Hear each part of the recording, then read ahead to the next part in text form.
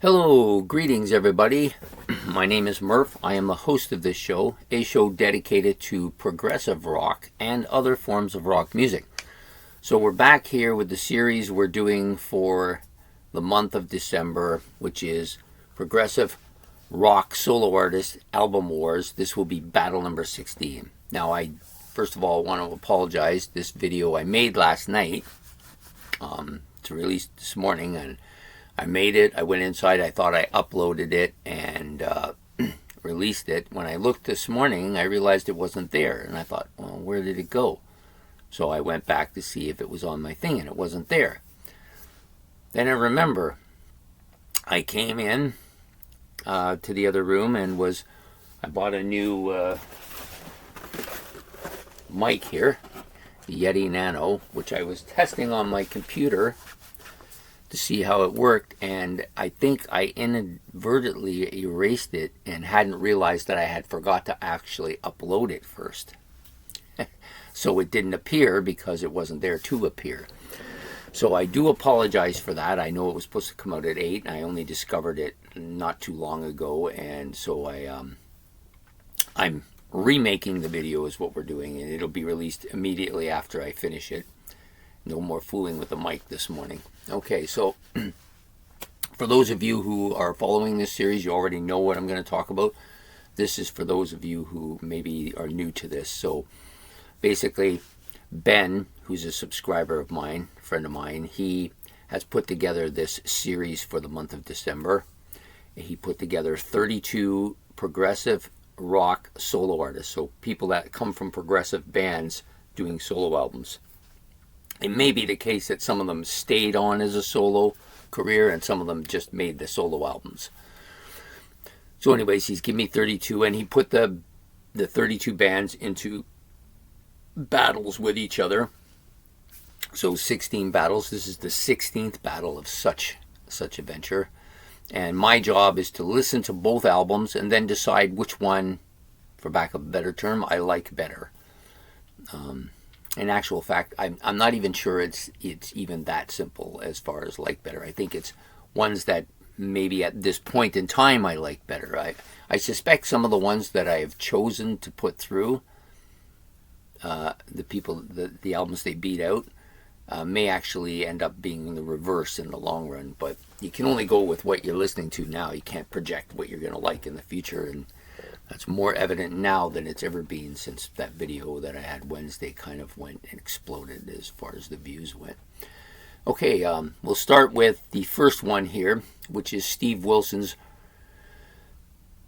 The Raven That Refused to Sing from 2013. I remember actually listening to this somewhere, maybe it was in the library or something once, not the entire album, but bits and pieces of it. So I had a little familiarity of it. I didn't realize it until after I started listening to it. It has some really good stuff on it. I've not been, I want to phrase this right. It's not that I haven't been a fan of Steve Wilson. I haven't really paid too much of attention to his music thus far. And the couple I haven't really captured my imagination or wanted me to listen to more. And it may be the circumstances. It may be I tend to do stuff while I'm listening to albums. I may not have been just giving it my attention. Do I think he's a great musician? Absolutely. This guy is one of the premier progressive rock artists out there right now. No doubt about it. It's a person that I should be listening to. I do have some of the Porcupine Tree stuff, and I have listened to that, and I do like it.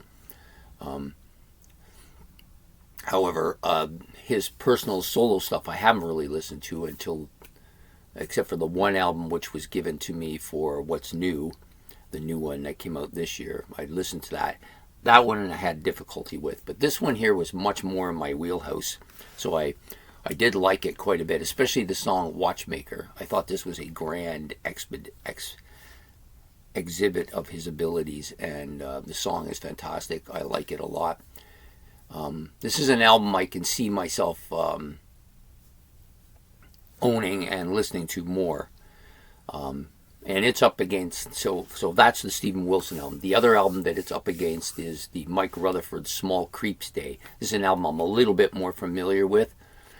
When I first got into Genesis, I was, of course, into Trick of the Tail and Wind in the Wuthering, but the entry point actually is a little bit more clear to me. I was working, this was in my time at the Jockey Club when I worked at the Greenwood Raceway back in the early 80s, late 70s. And they had a radio there, and they were always playing the two Genesis songs, Misunderstanding and Turn It On Again, which were on the Duke album. So Duke was kind of, in a way, my entry. I never owned the album, but those were the two songs I heard. That got me into Genesis, and Genesis got me into listening to other stuff by members of the band. Mike Rutherford was one of the first. Him and Peter Gabriel, of course, were the first. But the funny thing about Peter Gabriel is I never actually associated him with Genesis until like 82, 83. I didn't know he had been the original singer for Genesis. I just liked his music.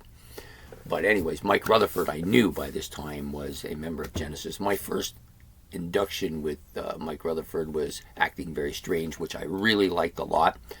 I love the vocals, I love the songs and everything. I didn't realize that was his only song that album he ever sang on. I never went back to Small Creeps, but I did see it, and I did listen to it one occasion many, many years ago. So I'm listening to it today, and I'm thinking, this is a really good album. I don't think it has that outstanding track, well, maybe the title track, but that outstanding track like The Watchmaker on Steven Wilson. But I think overall, I think it was a stronger album. And and for today, it's pretty obvious I'm going to give it to Mike Rutherford. I think primarily because I have a little bit of a history with him, and I know I've enjoyed one of his albums very much, so I suspect that I will probably enjoy this one going forward too. So I'm just giving you my logic as to why I chose him here, and this is by no means an affrontment to Steve Wilson. It's more or less a history thing, I guess, and maybe that's what I want to call it. But I think the Mike Rutherford album for me today wins by like a hair too. Like if I'd been listening to both fairly lengthy amount of times, I might have went the other way. So, but anyway, that's the way I'm going with it today. Mike Rutherford's Small Creeps Day from 1980 will win this battle and go on to the next round. If you enjoyed this video, please hit the like and the subscription. Much appreciated. Any comments you want to make about the albums or my interpretations of the albums, you can put those in the comments section below. And always remember that I can only see these albums from these two eyes. I don't have everybody else's eyes in my head. So, and I can only go by my emotional state at the time, how I'm listening to it and how it's affecting me and stuff like that. And that's often what dictates ultimately which stuff I like the most and which stuff I don't. It's the stuff and how it makes me feel. And some albums have made me feel great at one point in time. They don't make me feel so great anymore, and that's just maybe maturity, maybe age, maybe senility. You pick one. I can live with any of them. Anyways, that's the video for today. I hope that you enjoyed this, and we will see you again tomorrow with the beginning of the second round. Ben will give me the album battle matchups tomorrow. I'm looking forward to seeing how this is going to shape up. And I actually have to say that I did enjoy doing this first round. There was quite a bit of stuff here that I liked, that I did not know I would like and I had no experience with. There was also quite a bit of stuff that I had a bit of if you want, a negative feeling about, but I kept an open mind, and I now have a little bit more of a positive feel for it. And then there's stuff, of course, that I never liked and probably never will. But that's always the case. But it always this is just about opening the avenue to discover new music. All of this is any of this I'm doing is about, not only for me, but for you as well. So have yourself a good day, and we will see you tomorrow. Take care. Bye.